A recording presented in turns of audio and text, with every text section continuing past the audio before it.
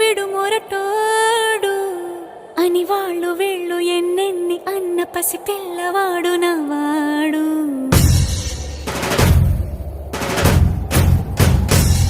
విడు ముండోడు అని ఊరు వాడ అనుకున్న గాని మహారాజు నాకు నవ్వాడు.